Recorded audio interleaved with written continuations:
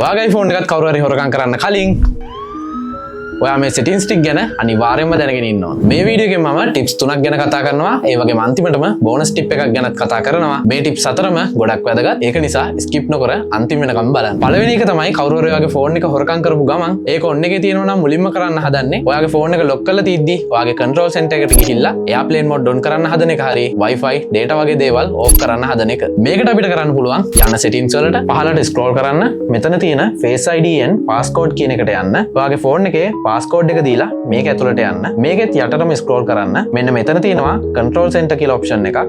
ඒක off කරන්න. දැන් ඔයාලට පේනවා ඇති මෙතන control bar එකට තිබුණු line එකත් disappear වුණා. දැන් ඔයාගේ phone එක unlock කරන්නේ නැතුව කාටවත් බෑ ඔයාගේ control center එක access කරන්න. දෙවෙනි setting එක තියෙන්නේ අපි කලින් කතා කරපු තැනමයි. මෙන්න මෙතන තියෙන accessories කියන එක off කරන්න. ඒක off කරන එකෙන් වෙන්නේ අපි charging port එකට මොකක් plug කරත් ඒකට access දෙන්න නම් phone එක unlock කරන්න වෙනවා. ඒ කියන්නේ මේකෙන් අපිට පුළුවන් phone එක ගත්ත එක්කෙනා phone එක computer එකකට වගේ plug කරන්න යනවා නම් ඒකට තියෙන access එක නැති කරලා දාන්න. තුන්වෙනි setting එක on කරගන්න ඕනේ නම් ආයෙමත් settings වලට යන්න. මෙතන Apple ID කියන එක ටැප් කරන්න. ඊළඟට Find My කියන එකට යන්න. ආයෙමත් Find My iPhone. මතක ඇතුව මේ තුනම on කරලා තියාගන්න. බෝනස් ටිප් එක තමයි ඔයාලා පුළුවන් නම් phone එකට eSIM එකක් active කරගන්න. මම ඔයාලට පළවෙනි ටිප් එකේදී කියලා දුන්නනේ control center එක access නොකර phone එකේ data off කරන්න බෑ කියලා. ඒත් ඒකෙන් වැඩක් වෙන්නේ නැහැ. අපි physical SIM එකක් නම් දාලා තියෙන්නේ. මොකද SIM එක ගලවලා අයින් කරපු ගමන් phone එකේ data වැඩ කරන්න විදිහක් නැහැනේ. මොකද අපි eSIM එකක් active කරලා තිබුණොත් එහෙම එයාලා parts වලට ගලවුවොත් ඇරෙන්න phone එකේ data off කරන්න විදිහක් නැහැ. එහෙනම් මේ වගේ තවත් interesting video එකකින් ඉක්මනින්ම හම්බෙමු.